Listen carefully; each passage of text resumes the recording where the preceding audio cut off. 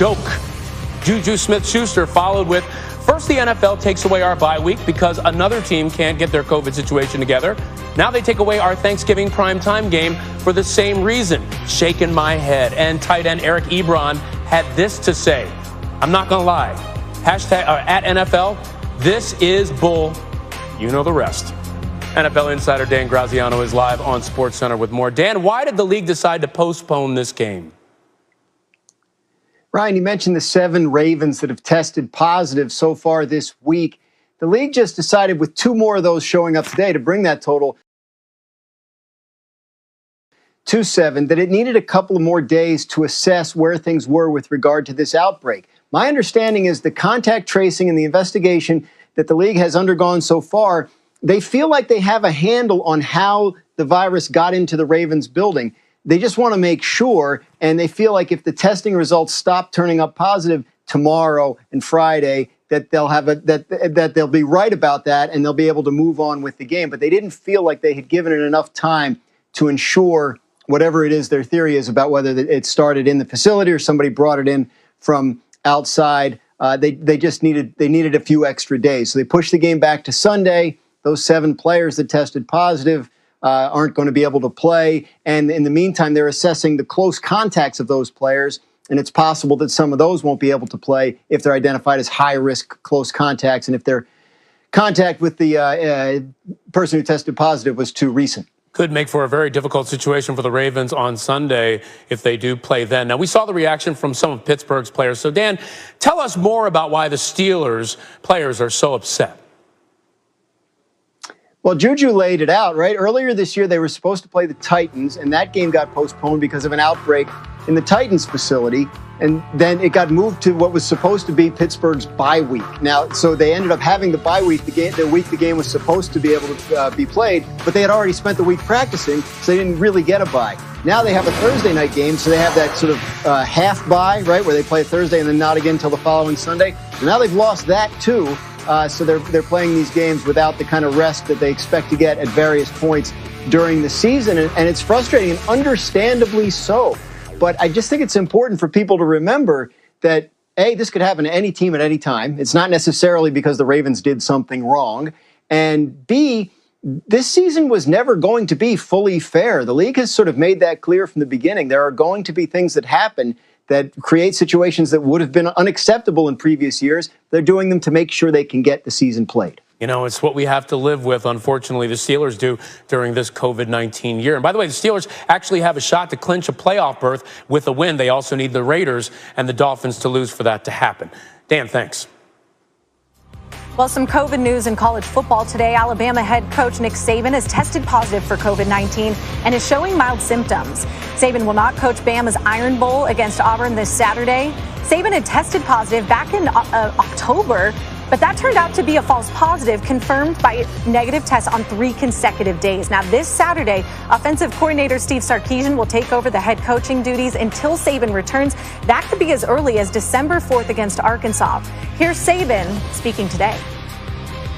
I was informed this morning that I had tested positive. I don't really have any cardinal signs of the virus right now. I informed the team this morning at 10 on a Zoom call. I'm the only person in the whole organization who tested positive on this, round. I'm still going to do everything possible relative to our team for Saturday's game with Auburn. We hated that this situation occurred, but as I've said many times before, you got to be able to deal with disruptions, in this year, and our players have been pretty mature about doing that. So, we just want to carry on the best we can. Do you know, by any chance, where you might have gotten this?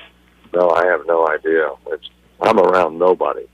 I mean, I go home and I go to the office. I have no idea how this happened. I really don't know. Someone who knows this program very well, former Alabama quarterback Greg McElroy here with us. Now, this will be the first time ever that Nick Saban is going to miss a game since he's been at Alabama. What impact do you expect that to have on this team on Saturday as they host Auburn?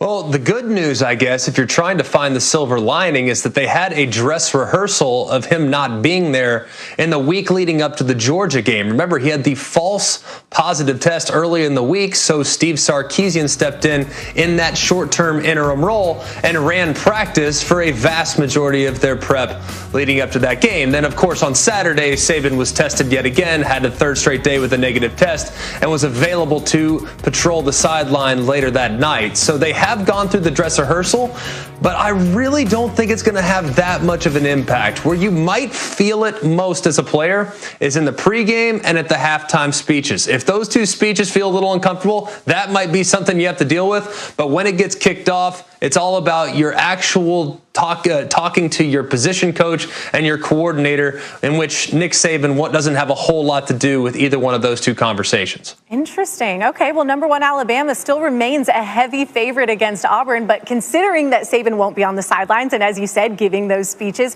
what problems do you expect that Auburn could present for this Alabama team? Now, Auburn has some very talented players. I mean, let's not get it twisted. This is not just some run-of-the-mill team. This is the team that has given them fits in the past. This year's game, though, is going to hinder kind of on what happens with their talented running back, Tank Bigsby. He's an exceptionally gifted player, a true freshman superstar. However, last week against Tennessee, he was thrown down hard on his left hip. He had only 3 carries in the game and exited the game after his 3rd carry. We didn't see him again. So him being unavailable potentially could have a major impact on Auburn's offense. But like any game against a Nick Saban coached Alabama team, it's really going to hang on the quarterback position. Bo Nix is, of course, this talented sophomore quarterback for the Auburn Tigers. So he's not going to have to be able to just do it with his arm. He's going to have to do it with his legs, too. And if you look back over the course of time, all the way back to Johnny Manziel and Cam Newton and all the quarterbacks that have given Saban fits and have actually won games against the Crimson Tide since he's taken over 13 years ago, it's been in large part due to exceptional play at the quarterback spot. So Bo Nix has to be better than he's ever been if they're going to pull the massive upset. All right, and a massive upset. Remember, they had one last season. Auburn beat Alabama. This is now going to be the 24th time Auburn and Alabama will both meet as ranked opponents. Greg, thanks so much. Thanks. And even more COVID-related news. Undefeated Cincinnati was ranked 7th in last night's first college football playoff rankings. Well, today, the Bearcats versus Temple game on Saturday has been canceled and will be declared a no contest due to both COVID-19 cases of athletes on both schools. Cincinnati and Temple both have December 5th as an open date, but protocols wouldn't allow for enough players to be available by then. This also rules out the possibility of Cincy scheduling to play 14th ranked BYU on that date as well. BYU and Cincinnati are two of the most prominent teams outside of the Power Five, hoping to make a run at the college football playoff, but BYU's chances may have been stalled after being ranked down all the way at number 14.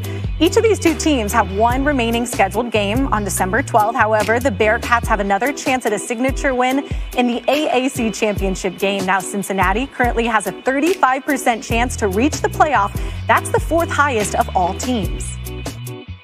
They called him the Golden Boy, but that moniker doesn't begin to do justice to Diego Maradona's impact on the beautiful game. The Argentine soccer great died today at the age of 60 after suffering a heart attack. He reached almost mythical status in the soccer world, the name Maradona becoming synonymous for greatness in the sport, much like Michael or LeBron in basketball.